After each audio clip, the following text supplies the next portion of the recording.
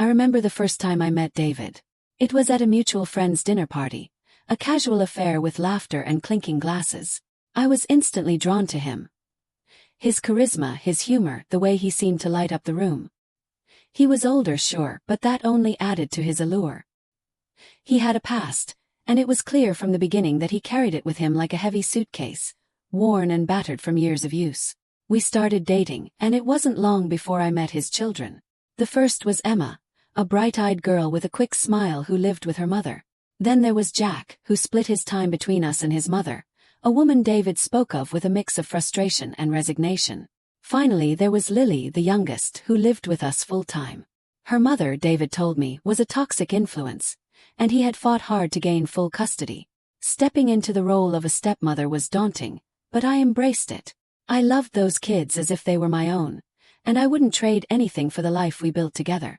But there was always a shadow hanging over us. David's complicated past and his exes, who seemed to linger like ghosts in our home. I should have seen the signs earlier. David's late nights, the whispered phone calls, the way he would sometimes look at his phone with a mixture of anxiety and longing. But I chose to ignore them to focus on the good in our relationship. We had our little bubble of domestic bliss, and I was happy. David and I married 2 years ago, solidifying our family unit. For a while things were idyllic. We found a rhythm in our blended family life, managing the chaos of school runs, soccer practices, and bedtime stories. There were moments of genuine happiness, times when I looked at David and felt nothing but love and gratitude for the life we had created together. But as with any marriage, there were challenges. David's exes, particularly the mothers of his children, were a constant source of tension. Emma's mother, Sarah, was bitter about the past, often making it difficult for David to see his daughter. Jack's mother, Rachel, was more accommodating but had a complicated relationship with David, one that often left me feeling uneasy. Then there was Lily's mother, Olivia. David rarely spoke about her, but from the little he did say, I gathered that she was manipulative and vindictive. She had gotten pregnant to force him into a relationship, a tactic that ultimately backfired. Despite everything, he loved Lily fiercely and was determined to protect her from her mother's influence. It was during one of these tense periods that I first noticed something was off. David was more distant than usual, spending more time at work and less time at home. He was often on his phone, quickly hiding it when I walked into the room. I tried to brush off my suspicions, telling myself that he was just stressed from work and dealing with his exes. One night, as I was folding laundry in the living room, David's phone buzzed on the coffee table. It was a message from Rachel. I knew I shouldn't look, but curiosity got the better of me. The message was innocuous enough, a question about Jack's school schedule, but something about the tone felt too familiar, too intimate. I put the phone down, my heart racing. I told myself it was nothing, that I was overreacting. But a seed of doubt had been planted, and it grew with each passing day. I started to notice more things. The way David would avoid my gaze when I asked about his day, the late nights at the office, the hushed phone calls in the middle of the night. One evening, after putting Lily to bed, I confronted David. I asked him if there was something he wasn't telling me, if he was hiding something from me. He looked at me with a mixture of surprise and guilt, his silence speaking volumes. Are you seeing someone else? I asked, my voice trembling. David's face crumpled, and he looked away. It's not what you think, he said, his voice barely above a whisper. Rachel and I. We've been talking more, but it's for Jack, I swear. There's nothing going on between us. I wanted to believe him, I really did. But the doubt was there, gnawing at me, refusing to be silenced. I nodded, forcing a smile, and told him I understood. But inside I was breaking. As the weeks passed, my suspicions grew. I began to feel like a stranger in my own home, constantly on edge, waiting for the other shoe to drop. I started to withdraw, pulling away from David and the kids, unable to shake the feeling that my world was falling apart. Then, one day I found the messages. David had left his phone on the kitchen counter while he was in the shower. I picked it up, my hands trembling, and opened the message thread with Rachel. My heart sank as I read through the messages. They were not just about Jack. They were about late-night meetings, stolen kisses, and longing. I felt like I had been punched in the gut. The world around me blurred as tears streamed down my face. I wanted to throw the phone across the room, to scream and shout and make him feel the same pain I was feeling. But instead I sank to the floor, clutching the phone to my chest, my sobs echoing through the empty kitchen. When David came downstairs, he found me sitting on the floor, the phone still in my hand. He looked at me, his face pale, and he knew. Without a word, he sat down next to me, taking my hand in his. "I'm so sorry," he whispered, his voice breaking. "I never wanted to hurt you." I pulled my hand away, unable to look at him. "Why?" I asked, my voice barely above a whisper. "Why would you do this to us?" David's eyes filled with tears, and he shook his head. "I don't know," he said. I don't know." We sat there in silence, the weight of his betrayal hanging heavy between us. In that moment, I realized that the trust we had built over the years was gone, shattered into a million pieces, and no amount of apologies could ever put it back together. David sat in his car outside Rachel's house, gripping the steering wheel tightly. He knew he shouldn't be here, but the pull was irresistible. The guilt gnawed at him, but it was buried beneath layers of longing and confusion. With a deep breath, he stepped out of the car and walked towards the door, feeling the familiar mix of anticipation and dread.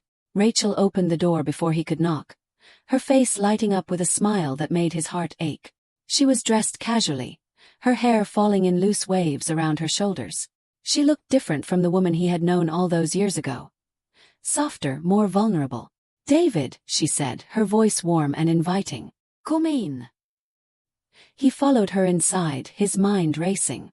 This was a mistake, he knew that. But being around Rachel made him feel alive in a way he hadn't felt in years. She had a way of making him forget his responsibilities, his worries, everything that weighed him down. With her he could be someone else, someone free. They settled on the couch, a bottle of wine already open on the coffee table. Rachel poured them each a glass, her movements graceful and fluid. As they talked, the conversation flowed easily, slipping from topic to topic like old friends catching up. But there was an undercurrent of tension, a spark that neither of them could ignore. It had started innocently enough. After their breakup, they had remained civil for Jack's sake. But over time, their interactions had become more frequent, more personal. They would text late into the night, sharing jokes and memories, their conversations filled with a familiarity that was both comforting and dangerous. David had convinced himself that it was all for Jack. They needed to communicate for their son's sake, to ensure he felt loved and supported. But deep down he knew it was more than that. Rachel had always had a hold on him, a magnetic pull that he couldn't resist, and she knew it. As the evening wore on, the wine flowed and the distance between them grew smaller.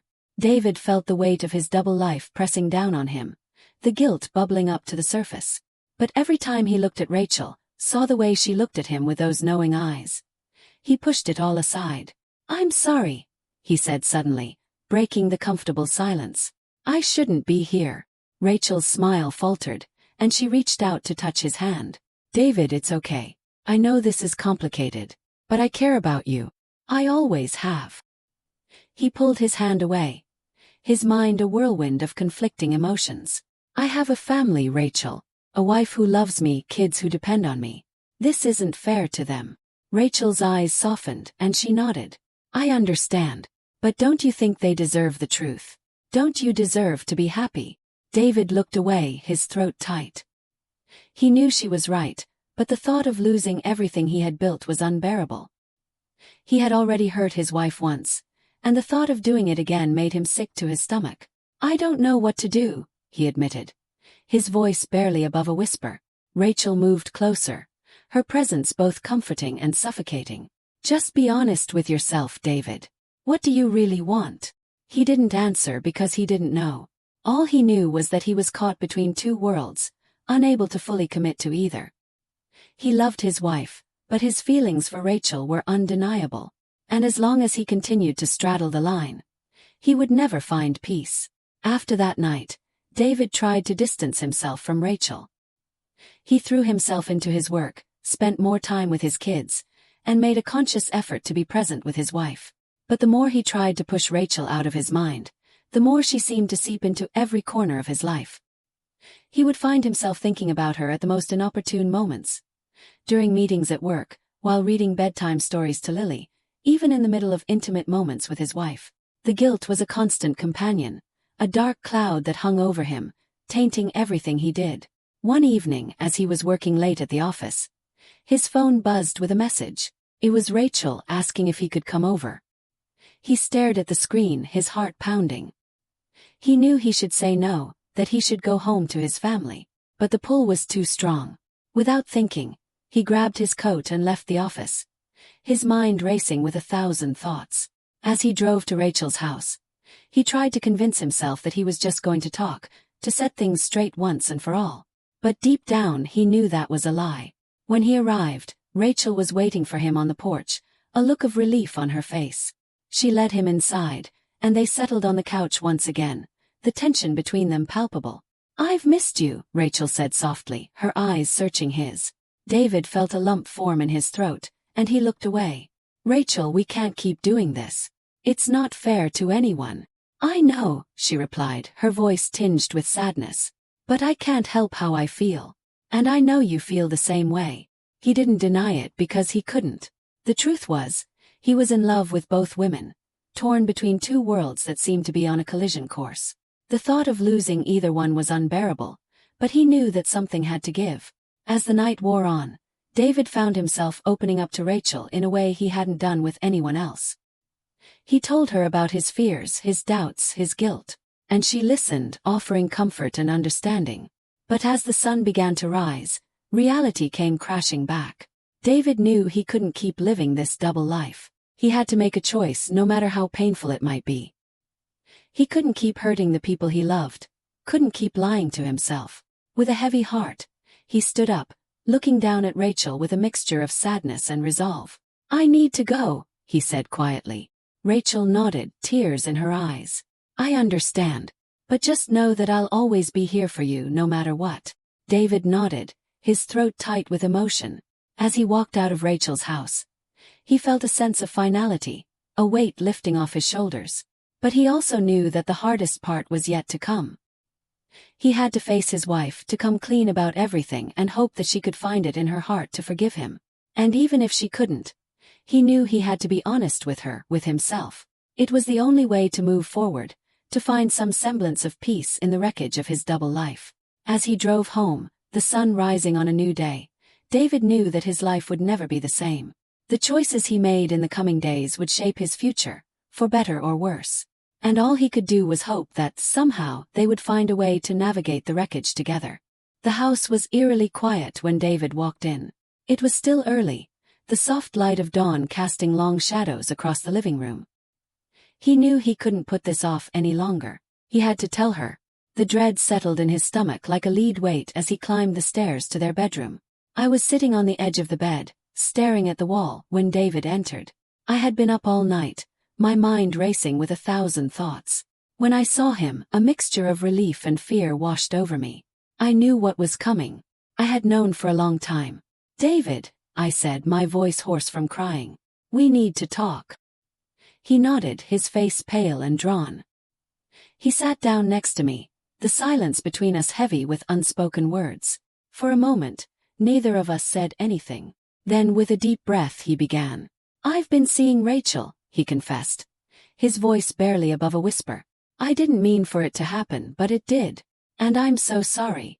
I felt a wave of nausea wash over me. Even though I had suspected it, hearing him say the words out loud was like a punch to the gut. I wanted to scream, to cry, to make him feel the same pain I was feeling. But instead, I took a deep breath and looked him in the eye. "Why?" I asked, my voice trembling. "Why would you do this to us?" David looked away, his hands trembling. "I don't know," he admitted. "I was confused. She made me feel alive in a way I hadn't felt in years. But it was a mistake. A terrible mistake." I felt a bitter laugh escape my lips. "A mistake? You call sleeping with another woman a mistake?" He winced, and I saw the pain in his eyes. "I never meant to hurt you," he said, his voice cracking. "I love you. But I got lost along the way."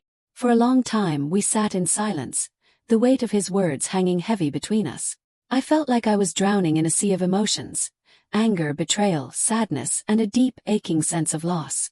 The life we had built together, the trust we had nurtured, it was all in ruins. "I don't know if I can forgive you," I said finally, my voice barely above a whisper. David's eyes filled with tears, and he nodded. "I understand," he said. But I'm willing to do whatever it takes to make this right. I want to fight for us, for our family. I looked at him, my heart breaking. I wanted to believe him, to believe that we could find a way to move past this.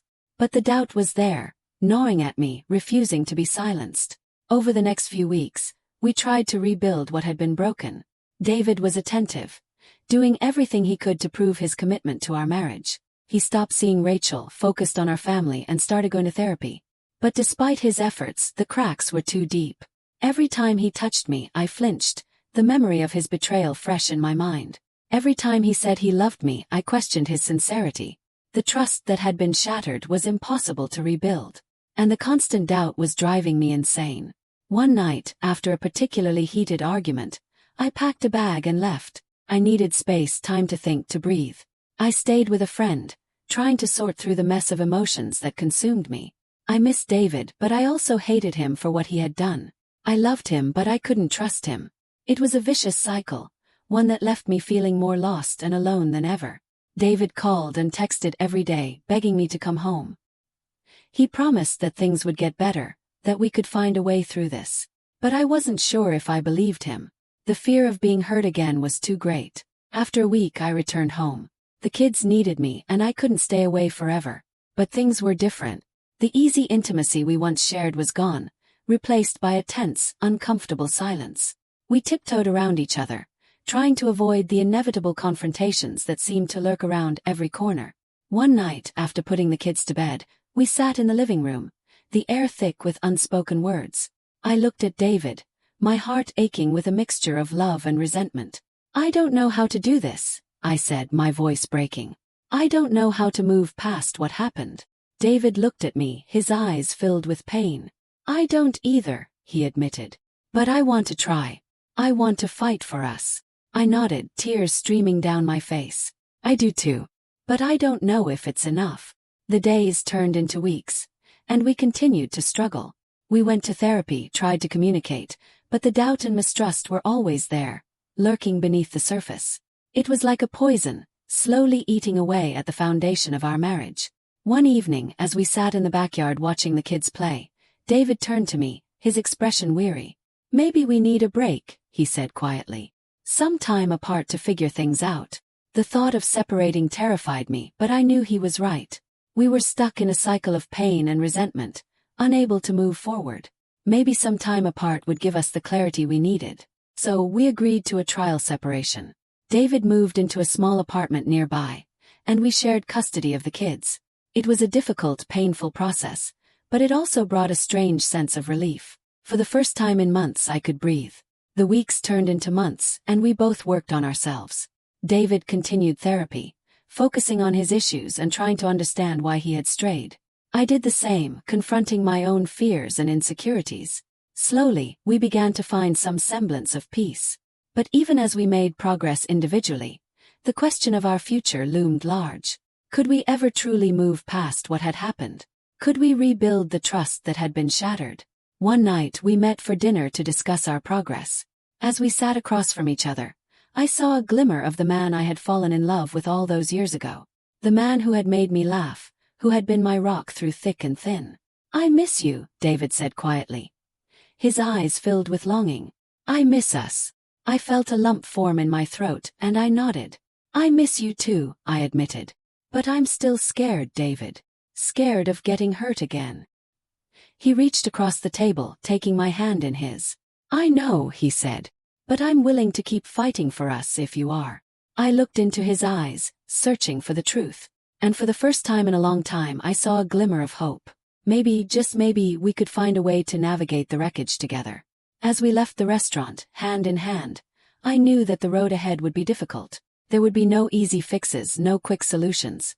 But if we could find the strength to face our fears and rebuild our trust, maybe, just maybe, we could find our way back to each other.